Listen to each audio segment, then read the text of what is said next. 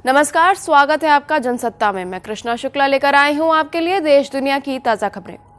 Corporate और व्यावसायिक संगठनों ने वित्तीय वर्ष 2019-20 में राष्ट्रीय पार्टियों के 921.95 करोड़ रुपए का चंदा किया। भाजपा को सबसे ज्यादा 720.407 करोड़ रुपए मिले। Communist party of India Marxist CPM ने इस अवधि में कॉरपोरेट चंदे से कोई आय नहीं दर्शाई है। Association for democratic reforms ADR की रिपोर्ट में यह जानकारी सामने आई है।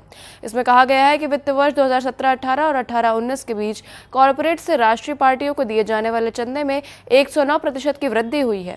रिपोर्ट निर्वाचन आयोग की पार्टियों की ओर से एक वित्तीय वर्ष में 20,000 रुपए से अधिक का चंदा देने वाले दानकर्ताओं की जानकारी पर तैयार किया गया है। एडीआर ने 5 दलों के चंदे का विश्लेषण किया है। इनमें Bharatiya Janata party, Indian national Congress, nationalist party, all India Trinamool Congress और communist party of India Marxist शामिल है। रिपोर्ट में कहा गया कि प्रूडेंट इलेक्टोरल ट्रस्ट ने 2019-20 में बीजेपी और कांग्रेस को सबसे ज्यादा डोनेशन दिया है। केंद्रीय गृह मंत्री अमित शाह ने इतिहास को पाठ्यक्रम में दोबारा लिखे बिना भविष्य की पीढ़ियों को प्रेरित करने के लिए भूली बिसरी ऐतिहासिक शख्सियतों के जीवन और उपलब्धियों के बारे में फिल्मों एवं किताबों के माध्यम से बताए जाने की वकालत की है। शाह ने उड़िया योद्धा बख्शी जंगबंधु के जीवन पर आधारित धारावाहिक विद्रोही की स्क्रीनिंग के दौरान ये कहा कि वो कम से कम 2000 प्रेरणादायक ऐतिहासिक शख्सियतों की गिनती कर सकते हैं। उन्होंने कहा, इतिहास को दोबारा लिखकर विवाद में न पड़े। आगामी पीढ़ियों को प्रेरित कर सकने वाले 300-400 व्यक्तियों की उपलब्धियों पर प्रकाश डालें। गृह मंत्री अमित शाह ने कहा कि भारतीय इतिहास में कम से कम ऐसे 30 साम्राज्य थे जिन्होंने कल्याणवाद, अर्थव्यवस्था, रक्षा और तर्कवाद सहित सभी मानकों पर प्रशासन के नए मानक स्थापित किए। शाह ने कहा, फिलहाल इतिहास को पाठ्यक्रम न छुए। किसी को किताब लिखने और धारावाहिक रिलीज करने से कौन रोक सकता है। हमें देश के अतीत को लेकर कोई हीन भावना नहीं रखनी चाहिए। उन्होंने कहा कि जो सभ्यता अपने पूर्वजों को भूल जाती है वो लंबे समय तक नहीं चल पाती है।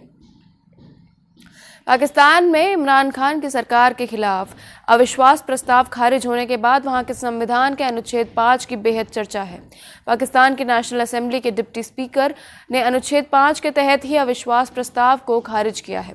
पाकिस्तान के 1973 में लिखे गए संविधान के अनुच्छेद 5 में रियासत के नाम, वफादारी और संविधान कानून के अनुपालन की बात करता है।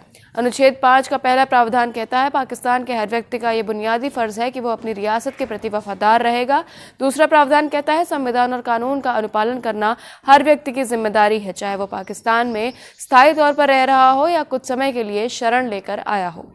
वहां की नेशनल असेंबली में बैठक के दौरान सूचना मंत्री फवाद चौधरी ने विपक्ष के अविश्वास प्रस्ताव के खिलाफ अनुच्छेद 5 का हवाला देते हुए विपक्ष को घेरा है।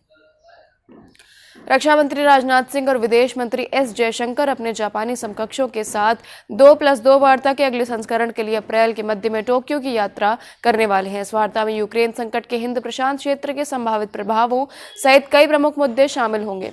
इस बारे में जानकारी रखने वाले लोगों ने सोमवार को कही। जयशंकर और सिंह अमेरिका की यात्रा समाप्त करने के बाद टोक्यो की यात्रा करेंगे। देश दुनिया की तमाम बड़ी खबरों से जुड़े रहने के लिए बने रहिए जनसत्ता के साथ। धन्यवाद।